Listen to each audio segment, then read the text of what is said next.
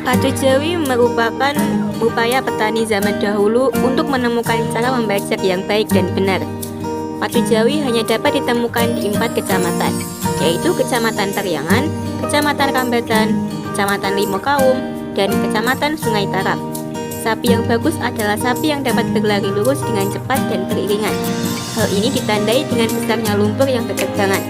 Tradisi Padu Jawi memiliki filosofi yang unik, yaitu menggambarkan pimpinan dan rakyat biasa dapat berjalan bersama.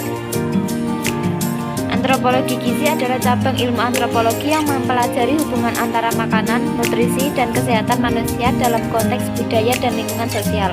Dalam bidang antropologi gizi, ahli antropologi dan ilmu gizi bekerja sama untuk memahami bagaimana faktor budaya, sosial, dan lingkungan mempengaruhi pola makan dan kesehatan manusia.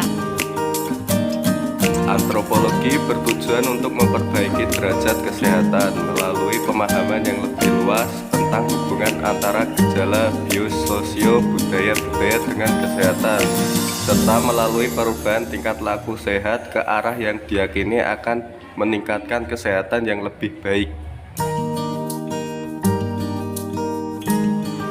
Meningkatkan kesadaran masyarakat, studi antropologi gizi juga dapat membantu meningkatkan kesadaran masyarakat tentang pentingnya nutrisi dan kesehatan. Dengan memahami hubungan antara makanan, nutrisi, dan kesehatan manusia dalam konteks budaya dan lingkungan sosial, masyarakat dapat lebih memahami pentingnya nutrisi yang seimbang dan memperbaiki pola makan mereka. Memahami hubungan antara budaya dan nutrisi. Antropologi gizi membantu memahami bagaimana faktor budaya memengaruhi pola makan dan nutrisi manusia. Penelitian ini dapat membantu mengembangkan program pangan dan gizi yang sesuai dengan nilai-nilai budaya dan sosial masyarakat tertentu. Meningkatkan pemahaman tentang kesehatan masyarakat. Studi antropologi gizi dapat membantu meningkatkan pemahaman tentang faktor-faktor sosial, ekonomi, dan lingkungan yang mempengaruhi kesehatan masyarakat.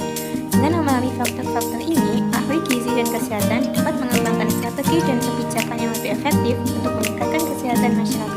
Mendukung program pangan dan gizi yang lebih baik. Penelitian dalam bidang antropologi gizi dapat membantu ahli gizi dan kesehatan untuk mengembangkan program pangan dan gizi yang lebih baik dan lebih efektif dalam mencapai tujuan kesehatan masyarakat. Misalnya, program pemberian makanan dan tambahan bagi ibu hamil dan anak-anak dapat disesuaikan dengan kebutuhan budaya dan sosial masyarakat tertentu. Memperbaiki kebijakan pangan dan gizi. Antropologi gizi dapat membantu mengidentifikasi faktor-faktor sosial dan ekonomi yang mempengaruhi ketersediaan dan konsumsi makanan dan nutrisi serta membantu merumuskan kebijakan yang lebih efektif untuk meningkatkan akses masyarakat terhadap makanan dan nutrisi yang sehat. Sistem budaya terhadap makanan.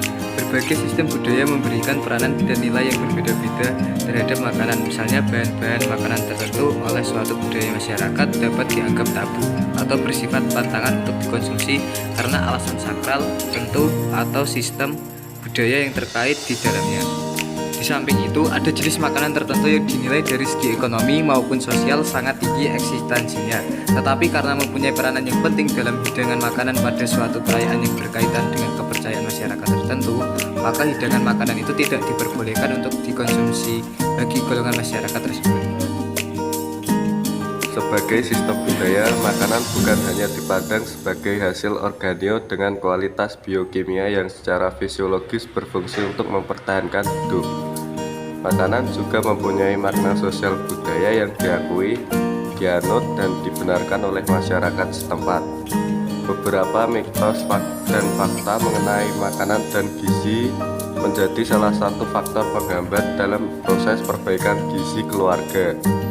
Sebagai contoh, ada mitos yang mengatakan bahwa ibu hamil tidak boleh makan ikan karena bayinya bisa bau amis.